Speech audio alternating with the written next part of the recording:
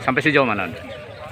Terima kasih. Hari ini adalah kegiatan Hari Pohon Sedunia yang dilaksanakan leading sektornya dari Dinas Lingkungan Hidup, dan kami juga dari TNI Polri mendukung pelaksanaan kegiatan ini sehingga pada hari ini dapat terlaksana dengan baik, dan mudah-mudahan apa yang telah dibuat, apa yang telah dilaksanakan oleh OVI dan Dinas Lingkungan Hidup beserta kita semuanya ini menjadi berkah buat kita dan dapat melestarikan pohon serta lingkungan.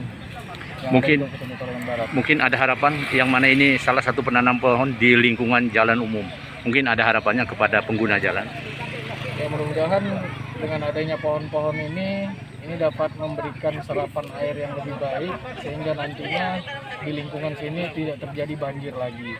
Dan harapannya juga masyarakat juga yang lewat dapat melihat lingkungan lebih asri lagi. Oke, terima kasih. Bu, saya lihat dengan hari ini penanaman pohon yang dilakukan oleh OP difasilitasi oleh daerah. Nah, mungkin langkah-langkah sebagai lingkungan dulu sampai sejauh mana ini? Baik, terima kasih. Bismillahirrahmanirrahim. Assalamualaikum warahmatullahi wabarakatuh. Selamat pagi, salam sehat untuk kita semua. KB, saya Fitriana, Kepala Dinas Lingkungan Hidup Kabupaten Kota Waringin Barat. Saya ini bersama dengan Ibu Dora dari Orangutan Foundation Internasional.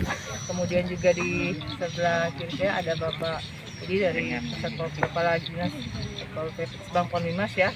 Alhamdulillah beserta rekan-rekan dari jajaran Dinas Lingkungan Hidup dan OPI bersama seluruh lapisan masyarakat baik lintas sektoral maupun vertikal, kita dengan kesadaran bersama untuk turut membangun lingkungan hidup dengan melakukan gerakan penanaman pohon.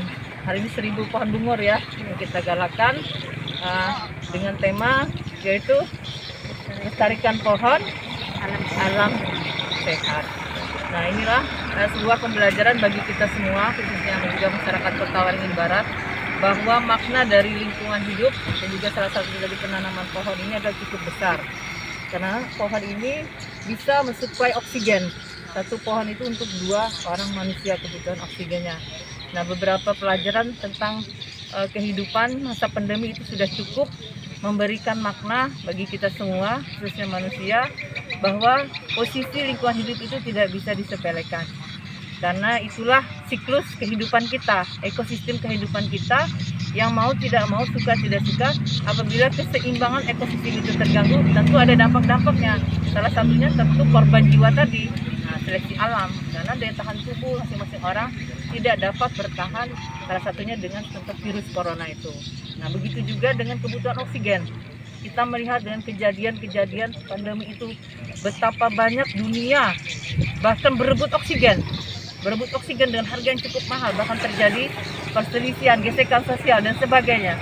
Nah, inilah salah satunya juga Kota Waringin Barat kemarin juga mensuplai oksigen untuk beberapa wilayah, termasuk kami juga mengawal 150 tabung oksigen untuk Rumah Sakit Doris Silvanus Palangkaraya, di mana ada 150 pasien yang kritis, di mana deadline nanti sampai jam 8 malam sudah harus sampai tabung oksigen itu disuplai oleh Kota Waringin Barat. Nah, inilah salah satu hikmah bahwa oksigen yang kita hirup ini adalah sebuah anugerah dari Tuhan yang gratis gitu ya. Makanya dengan penanaman pohon ini ada suatu kebijakan strategis di dalam lingkungan untuk kembalikan kondisi alam, menormalisasi supaya udara segar, sehat, strategis di dalam lingkungan untuk kembalikan kondisi alam, menormalisasi supaya udara segar, sehat, insya Allah kondisi tubuh kita, ekosistem alam kita semua seimbang, dan angka harapan hidup terhadap kita diupayakan mudah-mudahan meningkat gitu. Karena kita hanya berencana, ya Tuhan yang menentukan. Oke, Bu, sedikit lagi Bu, ini kan kita bicara menanam ya. Kalau tanpa dipelihara, tanpa dievaluasi ya, mungkin akan sia-sia ya. Mungkin langkah apa yang dilakukan oleh lingkungan hidup Bu? Ya, kebetulan Kota Waringin Barat khususnya Dinas Lingkungan Hidup sudah bekerja sama juga dengan berbagai program Bank Dunia, World Bank gitu ya. Ini juga dari pihak teman-teman OPI juga ada. Kemudian kita dengan Kementerian Lingkungan Hidup, Dirjen Planologi dan Tata Lingkungan melalui Kalimantan Forest dan juga dari USAID itu sudah melakukan pendataan dari tahun 2017. Nah, saat ini Kota Waringin Barat secara indeks kualitas lingkungan memang tutupan lahan itu mengalami melebihi dari target gitu ya. Tetapi untuk area penggunaan lain artinya boleh dikelola karena wilayah putih itu ada dari 17.000 yang berhutan. Jadi APL itu masih ada hutannya 17.000. 2 tahun ini mengalami penyusutan menjadi 15.000. Artinya ada 2.000, kurang lebih 2.200 hektar lahan APL yang berhutan menyusut menjadi 15.000 ya, ada 17.000. Nah, penyusutan inilah yang perlu kita lakukan kajian. Apakah ini berdampak positif secara ekonomi atau tidak gitu. Jika berdampak secara ekonomi baik akan kita pertahankan, tapi kondisi lingkungan tetap kita terus rawat dan dijaga gitu. Tapi kalau tidak, tentu ada warning dari kita. Oke. Mungkin sedikit tambahan dari Opi selaku penggagas lingkungan ya, yang mana kita melihat cukup punya keberhasilan di wilayah Kota Waringin Barat. Tapi sasaran untuk Kota Waringin Barat yang khusus untuk wilayah ini termasuk sentral, jalan umum. Nah, sampai sejauh mana dengan target ini? Kita memilih jalan lintas Kota Waringin Lama, Pangkalan Bun adalah karena ini lintas antara beberapa kabupaten bahkan provinsi melewati ini. Sementara Kota Waringin Barat sudah menjadi adipura 12 kali. Jalan lintas ini adalah wajah Kota Waringin Barat. Siapa saja yang lewat di sini menggambarkan citra adipura Kota Waringin Barat. Oleh karena itulah kita hijaukan wajah kita ini sesuai dengan adipura yang kita raih 12 kali. Mungkin ada harapan kepada pengguna jalan yang mana ini merupakan sentral umum untuk wilayah provinsi maupun kabupaten. Sebelum kita menanam 1000 bungur hari ini, kita sudah menanam 400 bungur dari jembatan kali. Jalan lintas ini adalah wajah Kota Waringin Barat. Siapa saja yang lewat di sini menggambarkan citra adipura Kota Waringin Barat. Oleh karena itulah kita hijaukan wajah kita ini sesuai dengan adipura yang kita raih 12 kali.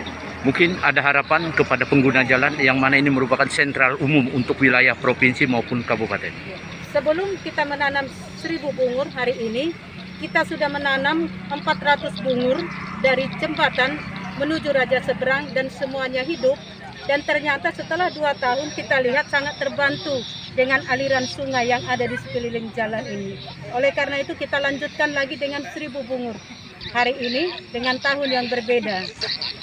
Oke, terima kasih. Demikian wawancara kami kepada salah satu pengguna untuk tanaman 1 juta pohon hari ini. Ya, sampai sejauh mana Anda?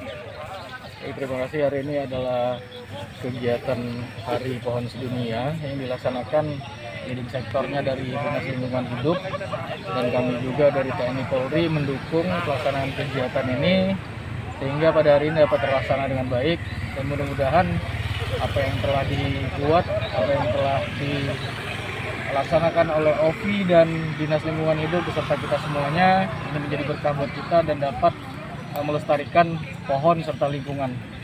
Mungkin ada harapan yang mana ini salah satu penanam pohon di lingkungan jalan umum. Mungkin ada harapannya kepada pengguna jalan. Ya, mudah-mudahan dengan adanya pohon-pohon ini dapat memberikan serapan air yang lebih baik sehingga nantinya di lingkungan sini tidak terjadi banjir lagi. Dan harapannya juga masyarakat juga yang lewat dapat melihat lingkungan lebih asri lagi. Oke, terima kasih. Bang, dengan hari ini memperingati tanam pohon sedunia yang pada ini juga turut andil Kesbang. Sampai sejauh mana ini?